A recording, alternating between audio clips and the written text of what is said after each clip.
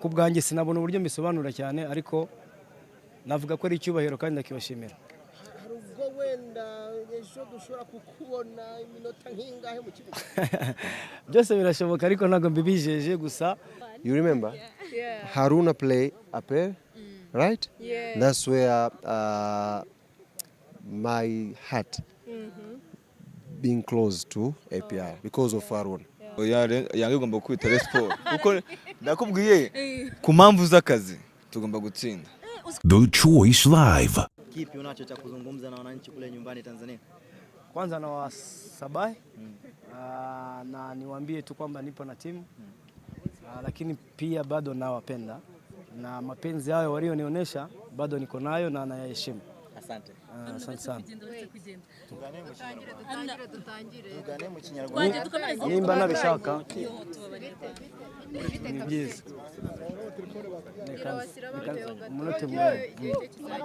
Aha. Arona uri ahangaha mu myitozo y'ikipe Young Africans. Kwanza ibi ni ibintu wakiriye gute? Baje gukina Rayon Sport ko tukubonye mu myitozo n'ibintu by'igitangaza. Ibyo ni byerekana yuko iyi kipe nayibayemo neza kandi nabanye nabo neza ariko ni n'icyubahiro kubera ko nabantu nabereye capitaine nabantu natwariye ibikombe kuba baza mu rugo bakami chance yo gukorana nabo ku bwanjye sinabona uburyo mbisobanura cyane ariko navuga ko ari icyubahiro kandi ndakibashimira. Hari ubwo wenda ejo dushobora kukubona iminota nk'ingahe mu kibuga?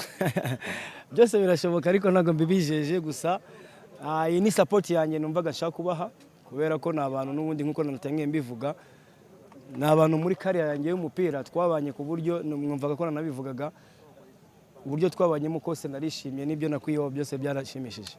Twitege iki ku munsi w'ejo? Umupira mwiza.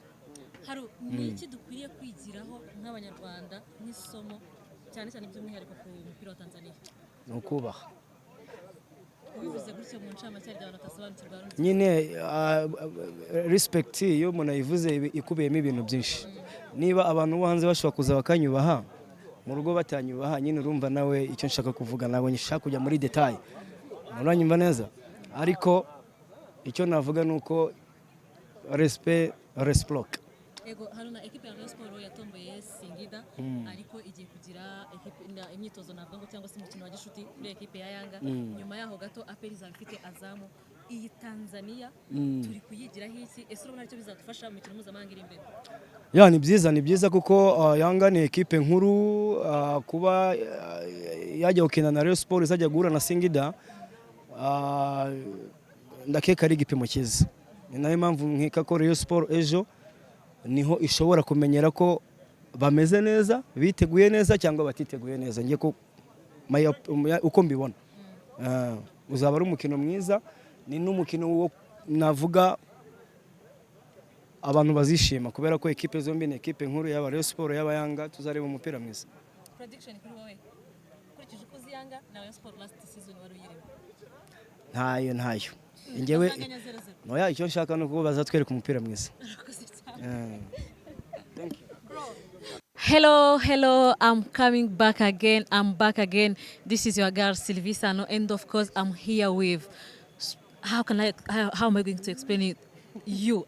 First of all, I just need to know speak person of Young Africa, media officer of Young Africa, right? Yeah. And they were happy to welcome you here in Rwanda, especially in Kigali. Yeah. How did you see Kigali so fast? Thank you very much. But I prefer to speak my language, Swahili, so as I can teach you and your fans to learn how to speak Swahili. Kigali, Rwanda, always imekuwa second home to us. It's a very nice place, very nice people, very charming, very welcoming people. And this is my second time being here. And jisikia kwamba natakiwa nirudi tena for the third time, fourth time, because Kigali always is very wonderful. And I just want to know about your team, Young. Now they're starting pre-season. Even they told us, even if it's a secret, but tomorrow you guys will show us the new players of Young. How did you see the Young squad for now? Yeah, we are, we have come to kwenye season ambayo tumeshinda almost everything in the local leagues. We won 5 trophy last season. So expectation to our fans is high going to the next season. So our leaders wamefanya usajili mzuri. We recruit top players from Mali, Ivory Coast, and some few country in Africa. So we believe tumeongeza quality kwenye timu yetu. We add some quality, and tomorrow I'm sure, inshallah, even though we train for 10 to 11 days, but tomorrow you are going to feel the quality of young Africans on the pitch. When you understand someone talking about Yanga, we don't doubt it's a club giant in Africa. Almost of people, their excitement is to watching them play well tomorrow.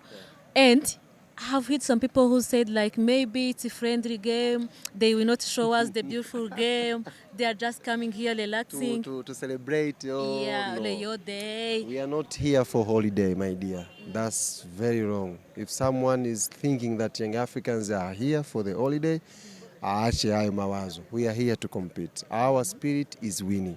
We always prefer winning. That's our spirit, that's young African spirit. So tomorrow, inshallah, we are going to fight for the winning again. So last season, I can give you some example. Last season, we've been invited by Kaizer Chiefs in South Africa.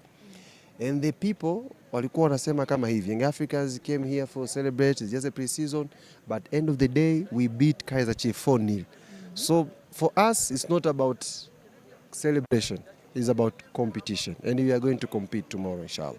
Don't you feel afraid? Because the last game, when you guys faced Leospor, Leospor was beating you. Well, if you do that again? I'm not so sure. We respect Rayon Sport. It's one of the biggest club here in Rwanda. But this is different young Africans compared to the one ambao walicheza nayo huko nyuma. This is totally different young Africans. And they will going to feel it tomorrow. They're going to feel it. It's totally different team. Okay, I just want to also ask you, we were just seeing you guys, we give Haruna Niyonzima a warm welcoming in your team.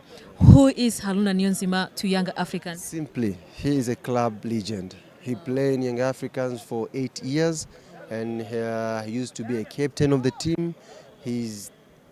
I can say, for the past 20 years, Haruna Niyonzima is one of the most influential player in our squad. That we can see even when he pass and greet some players, all the players stand up to show respect to Haruna Niyonzima. He's one of the best player ever to play in our club. So we respect him, and we are very happy he's here today. We train with him, and it's very nice. But that's friendly game. What if we see Haruna Niyonzima again in the pitch tomorrow? And that is our plan. We try to convince Haruna maybe to play for 10 or 20 minutes, but until now, haja agree. But that's our plan, to use Haruna for the 10 or 20 minutes. He's a good player, and still a good player. Okay, let me now, for my last question, I just want to ask you about African football.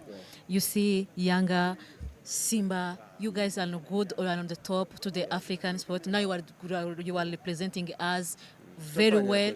We appreciate you for now. But I just want to know, what the secret? How did you guys make it happen? Because it seems like some team of Rwanda, they are not competing good to the levels like you. To summarize, I can say professionalism. Us in Tanzania, we just sit down, observe ourselves, and we find the solution is to stick on professionalism. That's our priority. So 3 seasons ago, our president traveled to Spain to meet La Liga, and La Liga waka give us some consultation through Sevilla, and that's where we see the real world of football. When you sit back here home, you're playing, winning, you don't see exactly the real world of the football. So when we traveled to Spain to meet La Liga and Sevilla, that's the moment we saw the real world of the football. So now, when we came back to Tanzania, we stick on professionalism. Everything we did, from players, management, fans, we stick on the line of professionalism, and that's the difference. All right. Let's back. Here in the Trace Live, we have a simple, like we called it, refreshing your mind. Let's back to Ali. Okay. Which is your favorite food? Food. Yeah. Do you know beans? Rice and beans. That's Rice and beans. yes, that's my favorite. Even in Tanzania also, they can cook rice, beans, very well. That's the reason I married Jasmine. She's very good on cooking rice and beans. About marriage study, Alkamwe, where did you start? Where did I start with? Where did you stand about your marriage study? Single, taken, married? I'm married. Married. I'm married. This month, 1st of August. Yeah, I got married. Which is your favorite color? Black. Yeah, black. Whenever someone told you, Ali, I just want to take you somewhere in Africa, is there any place you can be favorable to you, you can visit? Rwanda. Yeah. Thank you so much. Rwanda is my favorite. They say Rwanda is the heart of Africa. Do you know what it means? Yeah. Actually, I just want you to... no. Just give me some sample for your explanation. Why Rwanda? I told you that. They said Rwanda is the heart of Africa. Do you know what the meaning of heart of Africa? Yes. Of course, as I'm Rwandan too, I feel it. You feel it, eh? I feel it, yeah. Yeah. Well, I have kind of a question. How do you take this kind of relationship between Rwanda and the Tanzania teams? It's kind of relationship. Yeah. It's taking like on the other level. How do you take You know where it started, eh? You know, His Excellency Paul Kagame, he used to be close with our former president, Mr. Jakaya Kikwete, and those two presidents are very close to the sports, football, basket, wherever. So that's where in football diplomatic we start to be close.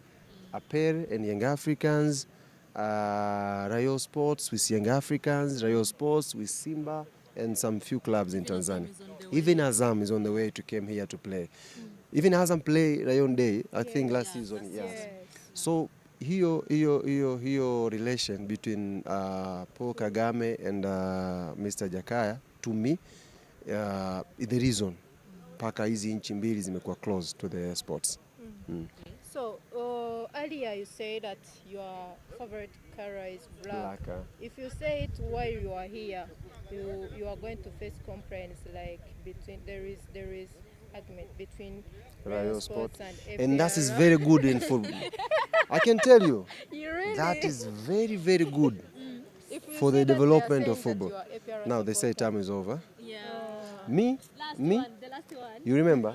Yeah. Haruna play APR, right? Yeah. That's where my heart being close to APR because of Haruna. Yeah. So Haruna amecheza APR, and that's the reason I start to follow APR.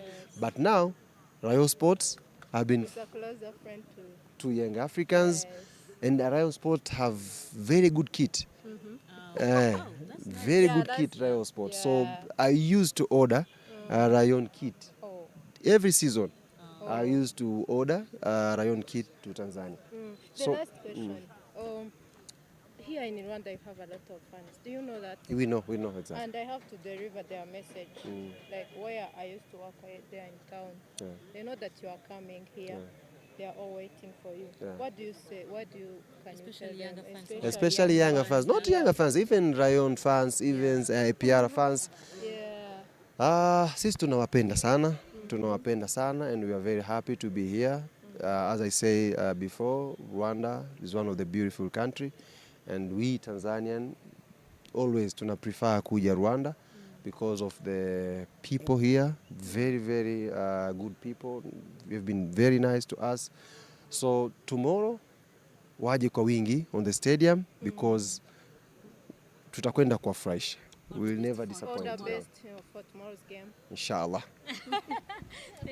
À la fin d'interview, ku musozo w'ikiganiro muye asubu ndakoresha irezina Yanga Princess Prayer ndakoresha akaboye abareyo bakunda bazi dukoresha ire kano kanya niyo yakoresha yose ntarebe.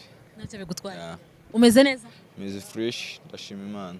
Yego tukubonye hano ku kibuga cy'imyitozo ku Mahoro wari waje kureba ikipe ya Young Africans kabona ibintu wakiriye gute kubabona mu Rwanda? Navuga ko ari ibintu binshimishije kubona abasaza banjye baje gukina mu Rwanda, baje guhura n'ikipe navuyemo. Ibintu binshimishije ariko ku mpamvu z'akazi tugomba no kuyitsinda. Uravuze ngo ejo Rayon Sport ikubite Yanga impaka zicika. Oya Yanga igomba kwita Rayon Sport kuko ndakubwiye ku mpamvu z'akazi tugomba gutsinda. Uzi ko uvuze ngo ku mpamvu z'akazi nkagira ngo nukubera ko na Rayon Sport wayikinniyemo wenda uravuze ati kumbe wowe aho uri kano kanya niwe wifuriza intsinzi. Aho uri kubera ku mpamvu z'akazi aho ndi umungu naho nifuriza intsinzi nyine. Intsinzi ni nziza kandi intsinzi ni ibyishimo nyine. Bakabona ntabwo wumva ko usubiye Tanzania ugiye mu myitozo wenda mutangiye pre-season Yanga yarakubitiwe i Kigali ntabwo wumva ko bajya bavuga ati uyu mwana ahantu ava haba umupira bari batwishe? Oya n'ubundi ni ibintu bisanzwe ahantu hose hari umupira ariko ubwo gutegura nyine no kubishyira ku murongo nicyo gikurikiraho cyane kurusha ibindi byose. Ubwo rero badutsinze football bibaho gutsinda gutsindwa kunganya ariko icyo twifuza tugana ugutsinda. Ese Kabo wenda nk'abanyarwanda benshi batajya bareba Yanga ariko bari buze kubona interview yawe ni nk'abahe bakinnyi bo kwitega ejo ku buryo uri kuvuga ati abantu bazaze kuri stade bazenjoyinga umupira? Ntabwo navuga ngo n'uyu nguyu kuko abakinnyi bose Yanga yaguze barashoboye uvuyemo n'ugiyemo babangana kandi bose n'abakinnyi bakina umupira umwe. Cyo nabaga icyo bagomba kwitega ni ibitego byinshi. Ubusatirizi bwayo ngo buraryana cyane. Ubusatirizi bwayo buraryana kandi ni ikipe narebye cyane nkurikije shampiyona ya Tanzania no mu Rwanda nkakurikiza uburyo ubusatirizi bwa Tanzania bumeze nyine bwa Yanga ko byagenda kose ejo tuzatsinda ibitego byinshi. Ego Kabo dusoza tubwira noneho kuri wowe muzatangira imyitozo ryari ubundi se wowe umeze gute ubuzima bumeze neza warafatishije Tanzania nta kibazo? Kuri njye bimeze neza ubuzima Tanzania narafatishije ubu ngubu ndi mu myitozo yanjye ku giti cyanjye isaha n'isaha banyitabaza mu kazi nditeguye. Turagushimiye cyane. Murakoze. The Choice Live.